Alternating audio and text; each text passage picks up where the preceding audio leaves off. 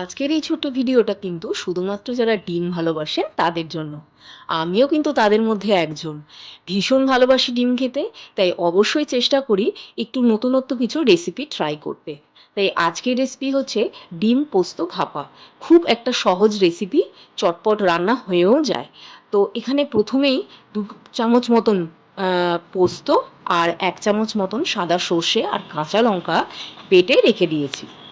তারপরে কড়াইতে জল বসিয়ে একটু নুন দিয়ে ডিমগুলো সেদ্ধ করে নিয়েছি। এখানে মোট ৬টা ডিম আমি রান্না করেছি। তো বেশ কিছুক্ষণ ডিমটা সেদ্ধ হয়ে গেলে ঠান্ডা জলে দিয়ে ডিমের খোসা ছাড়িয়ে নিয়ে ডিমটাকে দুটো ভাগ করে কেটে নিয়েছি। এইবার কড়াইতে অল্প একটু তেল দিয়ে ডিমটাকে একদম এপিট ওপিট করে ভেজে নিতে হবে। মানে হচ্ছে একদম লাল যাতে ডিমটা না হয়ে যায়। তো ডিমটা একটু ভাজা হলেই তেল থেকে তুলে নিতে হবে। ঠিক এইভাবেই কিন্তু ডিমটা ভাজা হবে, একেবারেই যাতে লাল ভাজা না হয়ে যায়। এইবার কড়াইতে খানিক জল বসিয়ে দেবো আরও গরম করার জন্য।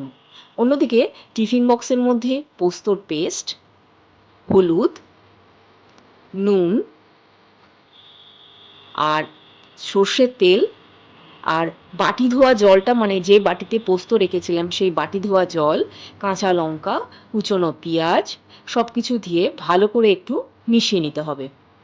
তারপরে ভেজে রাখা ডিমগুলো একে একে টিফিন বক্সের মধ্যে সুন্দর করে সাজিয়ে দিতে হবে।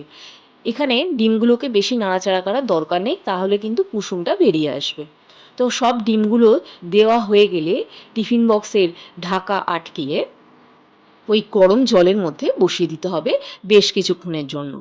চাইলে আপনারা ঢাকা দিয়েও রাখতে পারেন বেশ কিছুক্ষণ, কড়াইয়ের ঢাকা দিয়ে। তো এখানে দেখুন ডিম পোস্ত ভাপা কিন্তু একদম রেডি। কেমন লাগলো বলুন তো আপনাদের রেসিপিটা? আমার কিন্তু খেয়ে দুর্দান্ত লেগেছে। এত ভালো রেসিপি একটা, এত টেস্টি যে আপনারা খেলেই বুঝতে পারবেন। খুব একটা সহজ রেসিপি আপনাদের সাথে শেয়ার করলাম। আজকের জন্য এটুকু। ভিডিওটা কেমন লাগলো অবশ্যই জানাবেন। আরও নতুন ভিডিও আসতে থাকবে। নমস্কার।